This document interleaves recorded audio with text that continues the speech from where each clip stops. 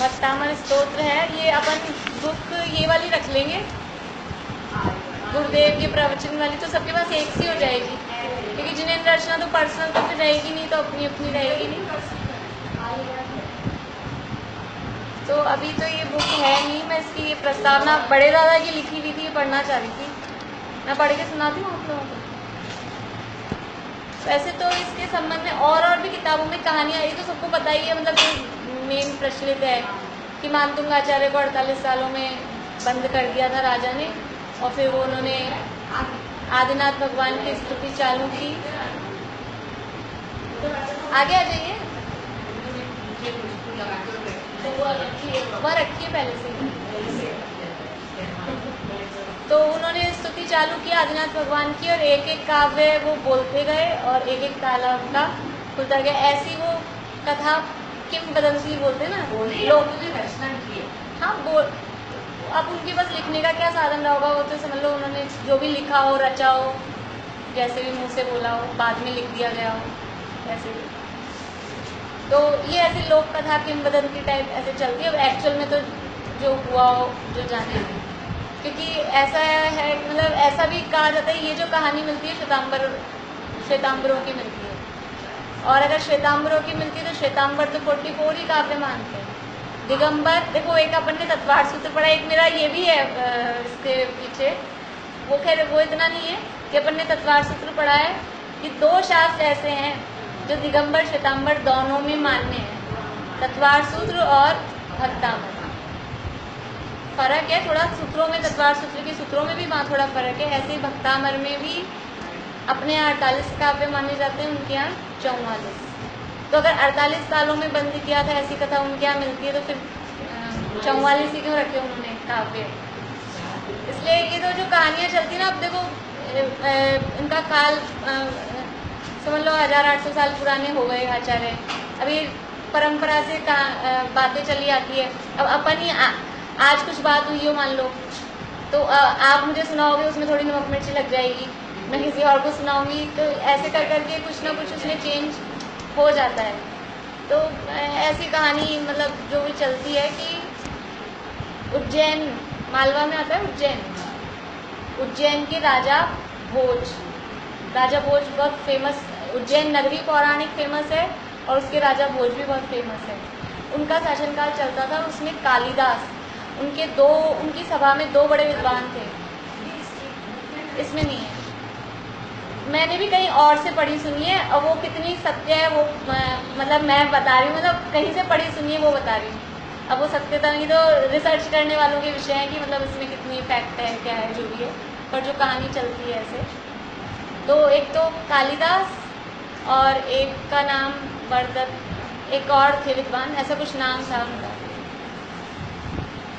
तो वो दोनों अजैन विद्वान थे, मतलब जैन विद्वान नहीं थे। तो उनकी सभा में एक कोई सेठ जी का बच्चा बड़ा अच्छे से कोई संस्कृत के कुछ पाठ पढ़ रहा था। तो राजा ने पूछा कि भाई ये आपका बच्चा इतना विद्वान मतलब कैसे हो गया। तो सेठ जी ने बताया कि ये नाममाला एक धनंजय कवि हुए, अपने धनंजय कवि का नाम सुना है उन्होंने भी, हाँ, विशापहार स्तोत्र। हाँ ठीक है, अभी तो ऐसे ही बिना बुक के चल रहा है। तो वो धनंजय कवि के ने नाममाला, एक कोई संस्कृत का कोई ग्रंथ है, उन्होंने वो लिखा। तो बोले ये उसको पढ़ रहा है नाममाला को। तो वो कालिदास बोले कि ये तो गलत बोल रहे हैं, नाममाला तो मैंने लिखी है, कालिदास ये बोला। अब वो कह रहे नाममाला धनंजय कवि ने लिखी। और कालिदास ने कुछ देवी को भी मतलब कुछ ऐसा करके मंत्रों वगैरह के माध्यम से कलिका देवी को सिद्ध कर रखा था। उस कलिका देवी काली देवी, और वो उन्होंने क्या बोलते हैं वचन रिद्धि और एक और मतलब 2 से रिद्धियाँ ले रखी थी कालिदास ने। तो ये तो कालिदास के बारे में तो लोग जानते ही हैं ऐसा। तो वो ऐसा बोले, तो वो बोले कि ऐसा नहीं है, वो सेठ जी बोले कि ऐसा नहीं है। फिर वो धनंजय को बुलाया गया, धनंजय कवि को, कि उनको बुलाओ। तो धनंजय कवि ने कहा कि नहीं, तो मेरी रची हुई है। तो वो अपना हक जमाने लग गया कालिदास की। ऐसा नहीं, थोड़ा सा दोनों में समझ लो थोड़े अपशब्द टाइप से ऐसे में, मतलब चैलेंजिंग वाले वर्ड्स कुछ ऐसे हो गए। तो धनंजय कवि ने कहा कि तुम मेरे साथ वाद विवाद करो। तो कालिदास ने, ये मानतुंगाचार्य धनंजय कवि के गुरु थे, मतलब जैनी तो थे ही। तो उन्होंने कहा तुम तो उस नंगे बाबा के पास पढ़ते हो। कालिदास ने कहा कि तुम उस नंगे बाबा के पास पढ़ते हो, तुम्हारा कुछ नहीं। तो धनंजय कवि ने कहा कि तुम मेरे साथ वाद विवाद करो, फिर बताते हैं कौन क्या है। तो कालिदास को और गुस्सा आ गया, बोले तेरे साथ कौन करेगा, तेरे गुरु के साथ ही करूँगा। राजा तो सन की तो होते ही है, इतना ठीक है बुला के लाओ मानतुंगाचार्य को। तुम वो तो सच्चे भावलिंगी संत थे, वो कोई ऐसे राजा ने आज्ञा दे दी और वो आने वाले तोड़ना है, वो नहीं आए। 2-3 बार कहलाया तो वो आए नहीं। तो सैनिकों को आदेश दे दिया पकड़ के ले आओ, उठा के ले आओ। उठा के ले आए पकड़ के मुनिराज को। वो तो उपसर्ग जान के मौन। अब उनसे कहा, बोले नहीं, तो और गुस्सा आ गया राजा को, बंद कर दो। तो बंद कर दिया। अब वही ऐसा लगता है कि क्या प्रैक्टिकल है क्या कि राजा के पास ऐसा जेल था क्या कि जिसमें 48 दरवाजे हों, फिर 48 ताले हों, मतलब कुछ ऐसे ही लगता है कि कहानी जो चली। अभी तो वो तामर ले रहे हैं। नहीं, राजा भोज, भोज ही राजा। हम गए थे, आप थे मालवा यात्रा में थे? कोई था, मालवा यात्रा हुई थी जो अपनी इंदौर वाली, अपने फेडरेशन की, नहीं थे? हम उस धारा नगरी में गए थे जहाँ पे ये हुआ ना। हाँ, वहाँ पे मानतुंगाचार्य की मूर्ति बनाई हुई है और ऐसा कुछ बनाया हुआ भी ऐसे दिखा के धारा नगरी। अब हो सकता है उसी का नाम भोज राजा का, अपने यहाँ तो भोज राजा ही मिलता है। अब वो वाली हिस्ट्री की मुझे बहुत ज़्यादा नॉलेज नहीं है कि कौन क्या है कैसे। तो फिर वो राजा ने उनको बंद कर दिया। फिर ये ऐसा भी आता है कि ये वहाँ अंदर बैठे बैठे ध्यान कर रहे थे, अपने आप ही दरवाजे खुल गए और ये बाहर आके बैठ गए। फिर वो चौकीदार ने देखा, पहरेदार ने, उसने वापस ले जाके बंद किया। उसको तो डर लगता है ना राजा मुझे सजा देगा। फिर वापस ऐसा 3-4 बार ऐसा हो गया कि वो दरवाजे अपने आप ही खुल गए। और ऐसा भी कि उन्होंने ये काव्य रचे इस तरह से आदिनाथ। अब क्या करें, देखो वैसे भी संकट के काल में अरहंत भगवान की, मतलब ये तो वो तो भावलिंगी संत थे, 6ठे-7वें गुणस्थान में जुड़ने वाले, लेकिन फिर भी बाहर में उपयोग आए तो अरहंत भगवान की भक्ति में उपयोग जाए, उसमें क्या है। तो उन्होंने इस तरह भक्ति के काव्य रचे। वो भक्ति के वो घटना वो चलती कि वो एक एक काव्य रचते गए और एक एक दरवाजा उनका खुलता गया, वो जो भी हो जैसे भी। फिर उसमें मतलब फिर क्या हुआ, वो जब वो वाली जो घटना है कि वो अपने आप दरवाजे खुल रहे थे और वो आके बाहर बैठ रहे थे, तो फिर वो आके राज दरबार में बैठ गए। तो राज दरबार में ही बैठ गए। फिर मतलब राजा ने फिर उनसे कुछ ऐसा कहा, तब जाके फिर उन्होंने ये रचना की। ऐसी भी कहानी आती है, अलग अलग टाइप की कहानी आती है। मतलब वो जब दरवाजे अपने आप खुल गए तब उन्होंने भगवान की स्तुति की। फिर एंड में ये हुआ, मतलब फाइनली एंड में ये है कि वो राजा भी जैन हो गया। और वो उससे पहले मतलब वो जो दरबार में आए ना, तो कालिदास से इनका फिर वाद विवाद हुआ। कालिदास को वो कालिका देवी सिद्ध थी, तो इनको अपने आप ही पुण्य के अतिशय से चक्रेश्वरी इनके सामने प्रकट हो गई, मानतुंगाचार्य के सामने। आपने पढ़ी है कहीं इस तरह की कहानी? पढ़ी सुनी? तो वो चक्रेश्वरी जो अपने नेमिनाथ का किसकी है, नेमिनाथ की या आदिनाथ भगवान की चक्रेश्वरी शायद, खैर जिसकी की भी हो, वो प्रकट हो गई। और फिर उस देवी का पुण्य ज़्यादा था, ये कालिका का तो कुछ भी नहीं था। तो उसने बहुत फटकार लगाई कालिका को और फिर उसको वहाँ से भगाया। और फिर सबके सामने जैन धर्म की विजय, मतलब श्रेष्ठ है, इस तरह का हमारा दरबार में सिद्ध हुआ। और फिर वो राजा भी जैन हो गया। मतलब इस तरह से अभी प्रभावना के हेतु बनते हैं कि मान लो मुनिराज ने भी कुछ इस तरह वो आके बैठे होंगे तो अंदर से उनको भी कुछ ज्ञान इस तरह का हो रहा होगा कि इससे जैन धर्म की प्रभावना होगी, इस टाइप से कुछ भी। अब जो भी हो, मतलब एक लोग ये कहानी प्रचलित है, चलने में आती है। यहाँ मतलब उन्होंने भक्ति में, ये तो है कि उन्होंने मानतुंगाचार्य इसके रचयिता है, उन्होंने ये रचा है, ऐसा है। क्या सूत्र जी शुरू से लूंगी तो सूत्र जी चलेगा 2-4 साल फिर देखना। अब अपन ने वो दिए थे ना आपको, आज पेपर जमा करने थे पहले थे एक मोना अभी ने सेव कर रखा है। और क्या, आज बल्कि 2 दिन ज्यादा हो गए, 15 को ही देने थे। अब तुम नहीं आओगे तो हम क्या करेंगे, घर से नहीं देंगे। 10 लक्षण के पहले क्लासेस चली थी ना।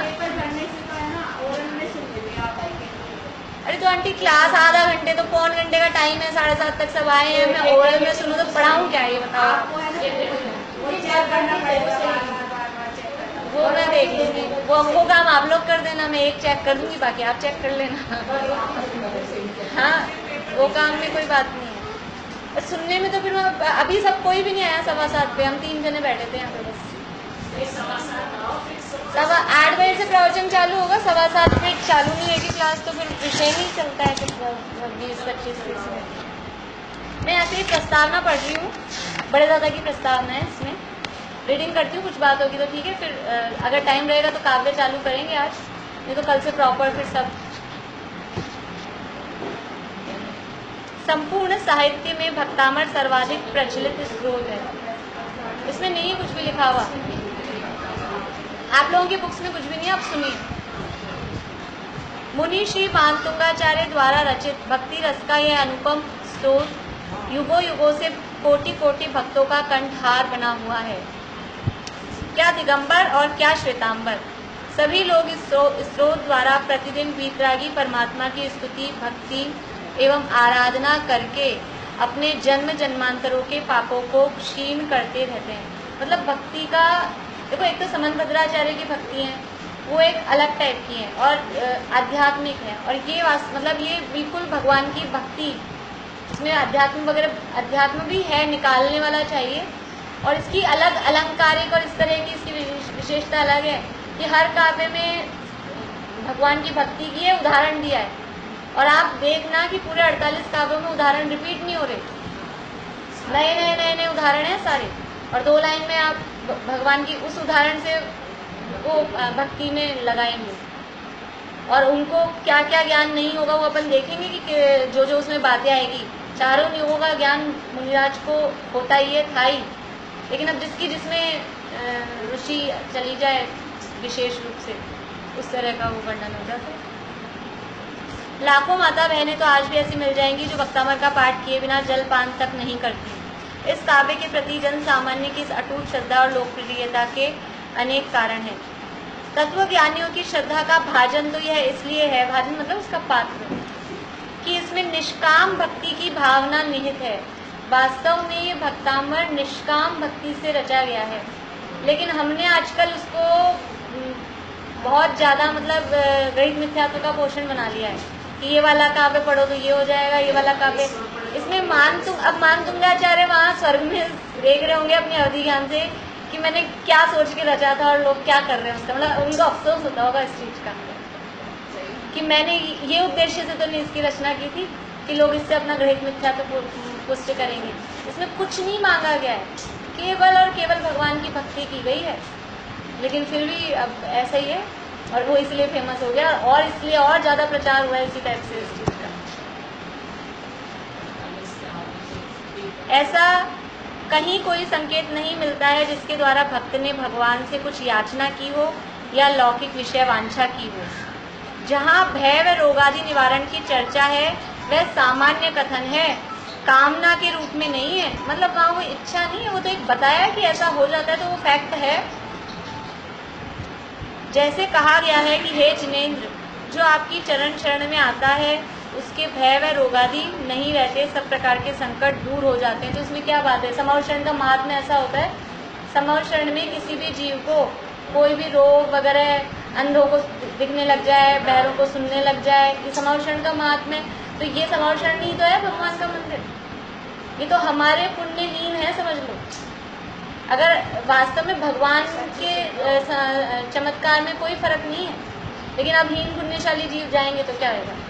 हम पंचम काल में हीन पुण्यशाली है, इसलिए हमको ऐसा दिखता नहीं, हमको तो नहीं दिख रहा, हम तो रोज आ रहे हैं, मान लो प्रॉब्लम है तो तुम्हारा पुण्यहीन है और तुम उस भक्ति भाव से आते भी।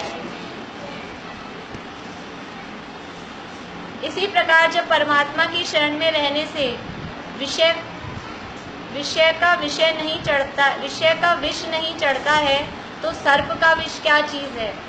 भगवान की शरण में रहेंगे तो हमको विषय कषाय ही नहीं रुचते। अभी हम लोगों को मान लो आध्यात्म की ये रुचि लग गई है, तो हमको विषय कषाय अच्छे नहीं लगते।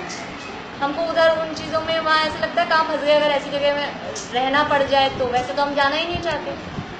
तो हमको ये विषय कषाय जब अच्छे नहीं लगते, तो फिर अगर सर्प का विष उतर जाए, ऐसा आता है ना धनंजय कवि का भी, कि उनके बेटे को सर्प ने काट लिया था, वो पत्नी ने लाके वहीं उनके सामने पटक दिया, मंदिर में भक्ति कर रहे थे वो, संभालो इसको, और उसका विषापार शोध उन्होंने रचा, उसका विष दूर हो गया। तो पुण्य का उदय हो तो सारे काम हो जाते हैं। अग्नि का जल हो जाता है, सूली का सिंहासन हो जाता है, और पाप का उदय हो तो मुनिराजों के भी गरम गरम लोहे के आभूषण पहनाए, नहीं हुए ठंडे। जब जो जैसा उदय होता है उस हिसाब से काम होता है। इसमें याचना कहाँ है? यह तो वस्तु स्वरूप का प्रतिपादन है। जो विषय आराधना, जो विषय कषाय की प्रवृत्ति छोड़कर निष्काम भाव से वीतराग परमात्मा के गुणगान एवं आराधना करता है, उसकी मंद कषाय होने से पाप स्वयं क्षीण हो जाते हैं एवं शुभ भावों से सहज पुण्य बंधता है। ये मोक्षा प्रकाशक चालू करेंगे ना, तो उसमें दिया है, हेडिंग है, अरहंत आदि से प्रयोजन सिद्धि, कि हम अरहंत भगवान की भक्ति क्यों करते हैं, उससे क्या प्रयोजन सिद्ध होता है। तो एक तो वास्तविक हमारा जो प्रयोजन है, निश्चय प्रयोजन है, साक्षात प्रयोजन है, वो तो मोक्ष मार्ग की प्राप्ति, वो तो है ही। और ये साइड प्रयोजन जिसका ये प्रयोजन होगा पुण्य बांधना, उसको तो वो नहीं मिलेगा। लेकिन ये अपने आप ही सहज में ही भगवान की भक्ति करने से, अरहंतादि की पंचकर्मेष्ठी की भक्ति वंदना स्तुति करने से सहज में अपने आप ही ऐसा पुण्य बंधता है कि वो लौकिक अनुकूलताएं सहज में प्राप्त होती है। जो व्यक्ति अन्न के लिए खेती करता है, उसको भूसा चारा साथ में अपने आप ही होता है, अपने आप ही होता है, उसको अलग से कोई एफर्ट थोड़ी ना करनी पड़ती। तो ये पुण्य का बंध तो भूसा है, चारा है।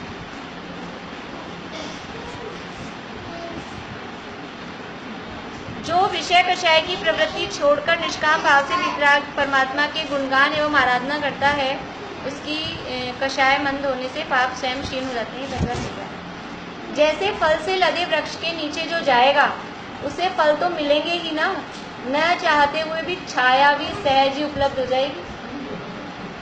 भाई फल से लदा हुआ वृक्ष है, तो नीचे जाएंगे तो कोई ना कोई वृक्ष फल अपने आप गिर ही जाएगा, और छाया अपने आप ही मिलेंगे। छाया के लिए पेड़ लगाते हैं वो सड़कों पे, वो अलग है, लेकिन वास्तव में तो वृक्ष के लिए, फल के लिए वृक्ष लगाए जाते हैं, छाया अपने आप मिलती है। उसी प्रकार वीतराग देव की शरण में वीतरागता की उपलब्धि के साथ पुण्य बंध भी होता ही है।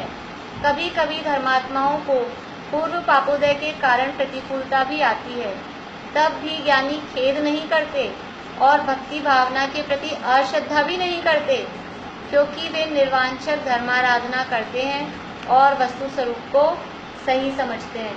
अब पाप के उदय से प्रतिकूलता भी आ सकती है, तो दूसरे लोग तो कहते ही हैं, देखो इतना धर्म करते हैं फिर भी इनके ऐसे हो रहा है, ऐसे हो रहा है, दूसरे तो कहने वाले कहते ही हैं। तो दूसरे तो कहो जो कहो, वो ज्ञानी धर्मात्मा खुद कभी भी मन में ये विचार नहीं लाता कि मैं तो इतना धर्म ज्ञान करता हूँ फिर भी मेरे साथ ही क्यों हो रहा है। वो तो ये समझता है कि मेरे फैक्ट को, तभी तो ज्ञानी नहीं समझता होता तो ज्ञानी रहता। साहित्यिक रुचि वाले इस काव्य की साहित्यिक सुषमा से प्रभावित और आकर्षित होते हैं, क्योंकि इसकी सहज बोधगम्य भाषा, सुगम शैली, अनुप्रासादी अलंकारों की दर्शनीय छटा, वसंत तिलका जैसे मधुर मोहक गेय छंद, उत्कृष्ट भक्ति द्वारा प्रवाहित शांत रस की अविच्छिन्न धारा, इन सब ने मिलकर स्रोत को जैसी साहित्यिक सुषमा प्रदान की है, वैसी बहुत कम स्रोतों में मिलती है। इन सबके सुमेल से यह काव्य बहुत ही प्रभावशाली बन गया है। लौकिक विषय वांछा की रुचि वालों को भी भट्टारकी युग ने इस काव्य को आधार बनाकर विविध प्रकार के चमत्कारिक साहित्य का सृजन कर दिया है, जिसमें मंत्रों तंत्रों द्वारा नाना प्रकार की विद्या सिद्धियां प्राप्त होने की चर्चाएं हैं। कल्पित कथाओं द्वारा भी तात्कालिक चमत्कारों को खूब चर्चित किया गया। ये बात भी बता रहे हैं, ये सब भट्टारकों का जब काल आया ना, मतलब भट्टारकों के काल से पहले तक सब मतलब समझ लो साइड पे अपना जो भी ये स्रोत वगैरह थे सब एकदम प्योर थे, पर वो तारकों का जब युग आया उन्होंने इसमें कुछ ना कुछ इस तरह का कि इससे मंत्र तंत्र ये सब होता है वो उससे चला दिया। वो भी समझ लो कोई परिस्थितिवश कुछ होगा। जैसे अभी भी क्या हो रहा है कि लोग इधर उधर भागते हैं। अब जैसे वो एक लगा हुआ है ना मंदिर के बाहर प्रज्ञा चक्षु, पता नहीं उसमें क्या होने वाला है, लेकिन वो भी कुछ आपको पता है क्या होता है इसमें? तो वो अब जैसे लोग इधर उधर अन्य लोगों के पास जा रहे हैं क्योंकि एलोपैथिक दवाइयों से और ये बाहर के इलाजों से सब परेशान हो चुके हैं, इलाज होते नहीं है। इलाज कहाँ से होंगे? वो असली कारण एक ही है, अपना साता का उधर होगा और असाता का उधर रहेगा, तो इधर जाओ उधर जाओ कहीं भी जाओ, और वो फिर साइड इफेक्ट और दुनिया भर की प्रॉब्लम्स और इतनी महंगी। तो वो अदर कास्ट वाले जब इस तरह का इलाज कर रहे मतलब चला रहे हैं और इस तरह में, तो वो अदर कास्ट में जा रहे हैं। तो ये सोचिए कि चलो अपने में ही रहे, अपने ही शास्त्रों में दिखाते हैं निकाल के कि इससे ये कर लो। अब वो एक मतलब बस वो एक ही उस तक है कि वो उधर नहीं जाए इधर रहें, लेकिन उसका वो असली भाव तो समझते नहीं है यूज़ लेने वाले, और वो गलत परंपरा उससे चल जाती है। भट्टारकों के समय में भी ऐसा ही हुआ कि वो और देवी दहाड़ी इधर उधर जा रहे थे, तो उन्होंने इससे अपने में ही निकाल दो ये चीज़ें, लेकिन वो अपने में निकाल के वो ऐसा चला कि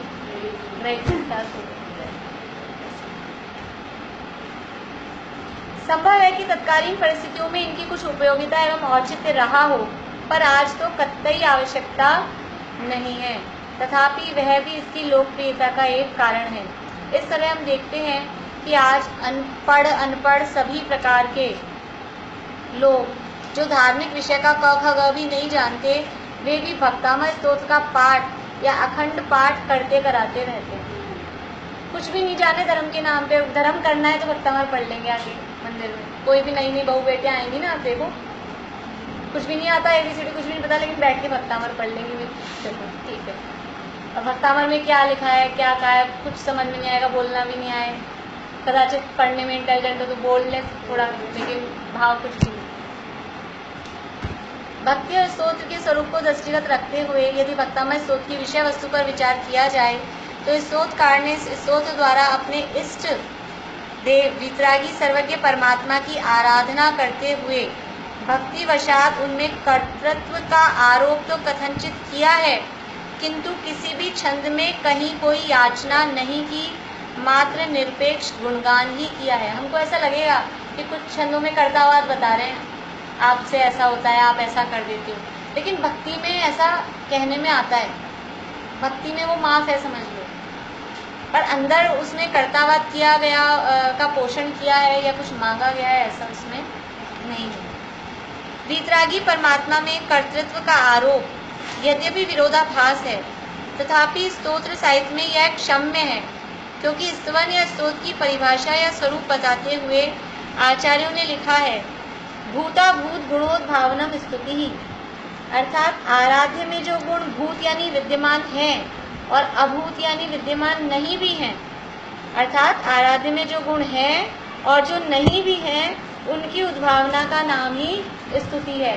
जो गुण है वो तो हम कहते हैं या फिर थोड़ा बढ़ा चढ़ा के और कह देते हैं, भाई अब किसी के स्टेज पे बुलाना है, किसी को अपन ने बनाया मुख्य अतिथि, तो जो जो उनकी डिग्रियां वो तो है ही, और फिर और बहुत सारी संस्थाओं की ये बहुत सारी कह देंगे, नाम नहीं बताएंगे फिर किसके हैं कि नहीं है, अब उनका महिमा कैसे बताएं। लेकिन यहाँ भगवान की वास्तव ऐसी झूठी महिमा नहीं है यहाँ भगवान की, तो हम तो पूरे गुण कह ही नहीं सकते, हम तो उनके गुणों को जरा सा भी नहीं कह सकते, लेकिन फिर भी यहाँ कर्तावाद जो कहा गया वो समझ लो बढ़ा चढ़ा के कहने वाली, जो हमको लगता है कि कर्तावाद है ऐसा। भक्ति के आवेश में भक्त बहुधा भगवान में ऐसे गुणों का भी आरोप कर बैठता है जो उसमें नहीं है।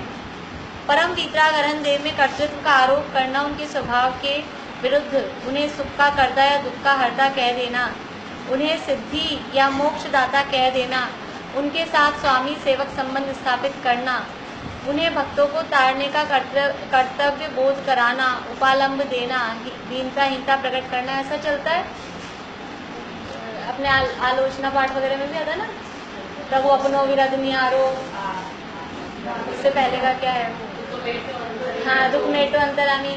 और जो अपनी अति पुण्य उदय में माया है, अति पुण्य उदय में माया, उसमें भी इस तरह की आती है ना लाइन कि आप मतलब दुख भूत भगाकर, हाँ, दुख हरना सुख करना, इस तरह की बातें। अगर फिर हम भक्ति क्या करेंगे जब उनका गुणगान, मतलब यही तो कहेंगे ना, भक्ति में यही तो कहेंगे ना किसी के लिए। लेकिन ऐसा जैसा हम बोल रहे हैं वैसा ही मान लें कि आप ही करोगे और खुद बैठ जाए फ्री होके अब आप ही करोगे, वो यथार्थ नहीं है, वो सही नहीं। ये है तो बहुत बड़ा।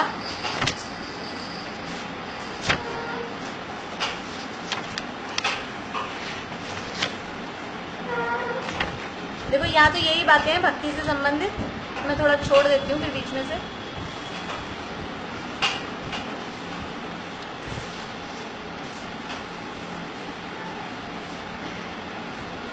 निस्वार्थ भाव से किया गया धर्म व धर्मायतनों के प्रति प्रशस्त एवं विशिष्ट अनुराग ही यथार्थ भक्ति की कोटि में गिना जा सकता है। अब यहाँ उन्होंने कई आचार्यों के प्रमाण दिए हैं। सर्वार्थ सिद्धि के भगवती आराधना के नियमसार, समय सार के 2-3 है, नियमसार के हैं कि भक्ति किसे कहते हैं। अरहंत, आचार्य, उपाध्याय आदि बहुश्रुत संतों में और जिनवाणी में भावों की विशुद्धि पूर्वक जो प्रशस्त अनुराग होता है उसे भक्ति कहते हैं। जो हमारे पूज्य हैं अरहंत, सिद्धाचार्य, उपाध्याय, साधु वल्लभ, पंच परमेष्ठी और जिनवाणी, इनमें जो प्रशस्त अनुराग होता है उसे भक्ति कहते हैं। यह है सर्वार्थ सिद्धि का। फिर है भगवती आराधना का। अरहंत आदि के गुणों में प्रेम करना वो भक्ति है। नियमसार का, नियमसार की गाथा है, मुझे वो गाथा याद है। मुक्तिगत नर श्रेष्ठ की भक्ति करे गुण भेद से, वह परम भक्ति कही है जिन सूत्र में व्यवहार से। नियमसार में पूरा अधिकार है, परम भक्ति अधिकार। तो किसकी? मुक्तिगत नर श्रेष्ठ की भक्ति करे गुण भेद से। जो मोक्ष चले गए हैं ऐसे श्रेष्ठ नर, मतलब अनंत और सिद्ध भगवान, उनकी गुणों के भेद से, उनके गुणगान, उनके गुणों को अलग अलग बताकर उनकी फिर भक्ति करना। मुक्तिगत नर श्रेष्ठ की भक्ति करे गुण भेद से, वह परम भक्ति कही है, उसको परम भक्ति कहा है व्यवहार से। लेकिन निश्चय भक्ति का स्वरूप समय सार में बताया। निश्चय भक्ति, निश्चय स्तुति 31, 32, 33 गाथाओं में। इस तरह से यहाँ और भी वो दिए हैं रेफरेंस। देखिए आचार्य कल्प, ये टोडामल जी का पढ़ते हैं। आचार्य कल्प पंडित टोडामल जी लिखते हैं, यद्यपि वीतरागी परमात्मा को भी जिनवाणी में एवं स्तुति पाठ आदि में पतित, पावन, अधम, उद्धारक आदि विशेषण कहे हैं, सो फल तो अपने परिणामों का लगता है। अरहंत तो उनको निमित्त मात्र हैं, इसलिए उपचार द्वारा वे विशेषण संभव होते हैं। अपने परिणाम शुद्ध हुए बिना अरहंत ही स्वर्ग या मोक्ष के दाता नहीं है। मंदिर आ गए, भगवान बैठ के पाठ पढ़ रहे हैं, स्तुति पढ़ रहे हैं, लेकिन अंदर परिणाम लग ही नहीं रहे। उपयोग कहीं और है, उपयोग किसी के कपड़ों में है, उपयोग घर में किसी ने कुछ कह दिया उसमें है, बाहर से पढ़ रहे हैं, या मंदिर की कोई सजावट देखने में लग रहा है, लोग आ रहे जा रहे हैं उनमें लग रहा है, तो वो कोई भगवान की भक्ति नहीं है, इससे कोई स्वर्ग या मोक्ष मिलने वाला नहीं है। फल तो अपने परिणामों का लगता है।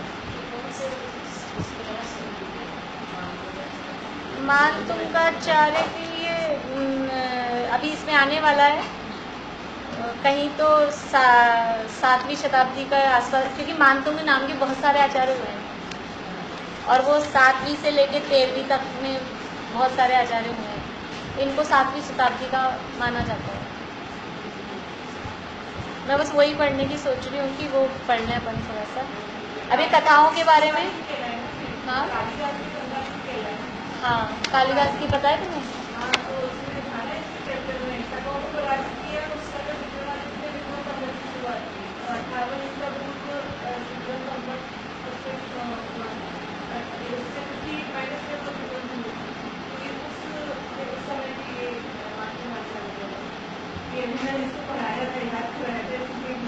देखते देखो इसमें ये भी आया है कि कुछ लोगों ने इन्हें हर्षवर्धन का समकालीन माना है। वो इसीलिए अभी मतलब वो जो कहानी थी उसमें राजा भोज का था। अपन इस मामले में ये सब रिसर्च के विषय हैं। देखो अभी यही बात आ रही है यहाँ पे। एक मिलाप सिंह जी कटारिया का लेख है, मैं देखूंगी, मेरे पास बुक तो नहीं है, ऑनलाइन वो मिल जाएगी PDF। तो भट्टारकों ने इस सरल और वितरागी स्तोत्र को मंत्र तंत्रादि और कथाओं के जाल से गूंथकर जटिल और सराग बना दिया है। इसके निर्माण के संबंध में भी मनगढ़ंत कथाएं रच डाली हैं। किसी कथा में मानतुंग को राजा भोज का समयवर्ती बताया है, तो किसी में कालिदास का, किसी में बाण मयूर आदि के समय। बाण भी कवि हुए हैं, एक कवि हुए हैं, मयूर, वो सब परस्पर विरुद्ध है, कौन वो कब हुआ है, वो कब हुए। इसलिए राजा ने कुपित होकर मानतुंग मुनि को कार्यक्रह में बंद कर दिया था, जिसमें 48 कोठे थे और प्रत्येक कोठे का एक एक ताला था, ऐसा कथा में बताया है। यहाँ सोचने की बात है कि एक वीतरागी जैन साधु को, जिसके पास कोई शस्त्र आदि नहीं है, कोई राजा ऐसा अद्भुत दंड कैसे दे सकता है, और फिर ऐसा विलक्षण कारागार स्पेशल, मतलब 48 कोट दिया हो। ये तो वही है, थोड़ा ऐसा लगता है कि ऐसा कैसा, क्योंकि नॉर्मली ऐसा तो कोई नहीं होता है कि 48 एक के अंदर एक किसी के पास बने हुए हों। अब यहाँ तो स्पेशली बिल्कुल 48 जो भी हो। फिर वही बात जो मैंने बता दी ना श्वेतांबरों वाली की, श्वेतांबर वो 44 मानते हैं, अब 44 थे कि 48 थे कि ताले कितने थे, ये सब ऐसी बातें हैं। देखिए दिगंबर, ये दिगंबरों के मतानुसार 11वीं सदी यानी ईस्वी सन 1025 के लगभग दिगंबराचार्य महापंडित प्रभा चंद्राचार्य ने क्रियाकलाप ग्रंथ की अपनी टीका की उत्थानिका में लिखा है। मतलब जो एक अभी चल रहा है 2019 और 1025 में एक आचार्य हुए, उन्होंने लिखा है कि मानतुंग नामक श्वेतांबर महाकवि को एक दिगंबराचार्य ने व्याधि मुक्त कर दिया, महाव्याधि मुक्त कर दिया, तो उसने दिगंबर मार्ग ग्रहण कर लिया। अब ये कुछ अलग ही कथा है कि वो पहले श्वेतांबर मुनि थे मानतुंग नाम के, और उनको कोई बड़ा भयंकर रोग हो गया होगा, और कोई दिगंबर जो मुनिराज थे, क्या नाम दिया इसमें, नाम नहीं दिया, दिगंबर मुनिराज ने उनका वो रोग दूर, रिद्धिदारी कुछ ऐसा हो मान लो, उनको वो रोग दूर कर दिया, तो उन्होंने दिगंबर धर्म ग्रहण कर लिया और पूछा मैं क्या करूं। तब आचार्य ने कहा कि तुम भगवान की भक्ति करो, कोई स्तोत्र रचो, क्योंकि वो महाकवि था, वो जो श्वेतांबर साधु था कवि था, मानतुंग मतलब जो थे श्वेतांबर, तो कवि हो तो तुम भगवान की भक्ति का गुण रचो, तब उन्होंने ये रची। अभी तो अलग अलग कथाएं हैं, क्या सही है क्या नहीं है तो सब केवल भगवान जानते हैं। यहाँ ये बड़ा ये रिसर्च आर्टिकल है और क्या ये पूरा, इसलिए मैंने सोचा थोड़ी बहुत कुछ नई नई बातें हमको पता लग जाएगी इसलिए। इसके बाद में इसका दूसरा नाम, वैसे इसका नाम क्या है, वास्तविक नाम तो इसका आदिनाथ स्तोत्र, लेकिन भक्तामर क्यों कि जो पहला शब्द है भक्तामर, उससे इसका नाम भक्तामर। और इसमें मतलब आदिनाथ भगवान की स्तुति की गई है, केवल 2 शब्द हैं, प्रथमम जिनेन्द्रम और युगम युवादो, जो शुरू वाले श्लोकों में ही है। अगर ये 2 शब्द निकाल दिए जाएं तो पूरा स्तोत्र 2400 तीर्थंकरों में घटित होता है, अकेले आदिनाथ भगवान, क्योंकि 2400 तीर्थंकरों की सारी विशेषताएं एक सी ही है, तो पूरा का पूरा स्तोत्र 2400 तीर्थंकरों पे ही घटित होता है। देखिए भक्तामय स्तोत्र के कर्ता मानतुंग सूरी कौन थे, कब हुए, यह विषय इतिहास की शोध खोज का विषय है। ईसा की प्रथम शताब्दी से लेकर 13वीं शताब्दी तक 10 मानतुंग सूरी हुए। कुंद नाम के भी कई आचार्य हुए हैं। अभी नेमीचंद सिद्धांती थे और नेमीचंद सिद्धांत चक्रवर्ती, वो तो सिद्धांत भी दोनों के साथ लग रहा है, दोनों अलग अलग हैं, क्योंकि शब्द अक्षर तो है संख्या, जीव तो होते रहते हैं, तो नाम तो अपनी तीसरी क्लास में भी देखो ना 2 नाम वाली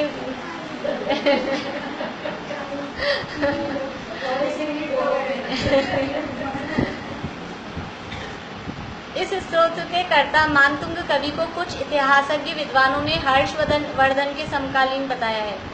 चूंकि सम्राट हर्षवर्धन का समय 7वीं शताब्दी है, अतः मानतुंग का समय भी 7वीं शताब्दी होना चाहिए।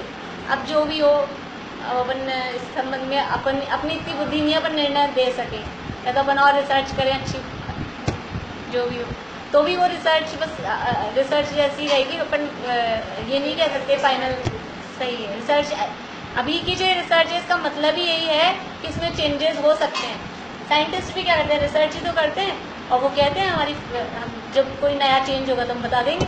ऐसे ये जो पीएचडी वाली रिसर्च है ये भी ऐसी ही है, क्योंकि फाइनल रिसर्च तो केवल ज्ञानी भगवान की जो लेबोरेटरी में होती है ना, वही है फाइनल, और कुछ भी नहीं है। तथ्यों से पता चलता है कि भक्तामर के रचयिता मूलतः ब्राह्मण धर्मानुयायी और सुकवि थे। अब देखो यहाँ ब्राह्मण, अभी तो श्वेतांबर कहा था अरे ब्राह्मण, पर ये तो था कि कवि थे। और इतना भी समझ में आ रहा है कि शायद वो शुरू से जैन, दिगंबर जैन नहीं थे, ये भी समझ में आ रहा है।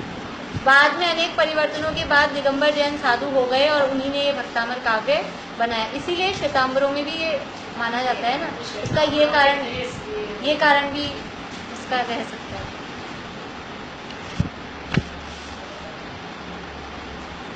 बस और तो यही है कि इसके कौन कौन से पद्यानुवाद मिलते हैं। सबसे पुराना है पांडे हेमराज जी।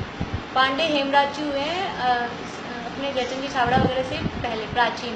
इन्होंने प्रवचन सार की, जैसे नाटक समय सार का है ना पद्य, इसका भावानुवाद, ऐसा प्रवचन सार का पांडे हेमराज जी ने। और अपना ये जो आदि पुरुष आदि जिन है ना, वो इन्हीं का है, पांडे हेमराज जी का। भक्तामर भाषा जिसे बोलते हैं ना, भाषा मतलब वो उन्होंने किया। अच्छे, बहुत अच्छे, और भी बहुत सारे मेरे को भी याद नहीं आ रहे, मैंने मेरे पीएचडी में लिखा है इनके बारे में। बहुत सारे इन्होंने अनुवाद वगैरह किए थे पांडे हेमराज जी।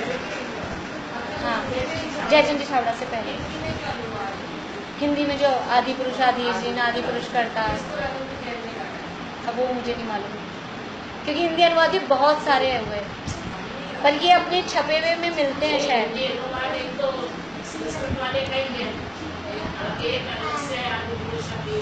संस्कृत का ही तो हिंदी हुआ।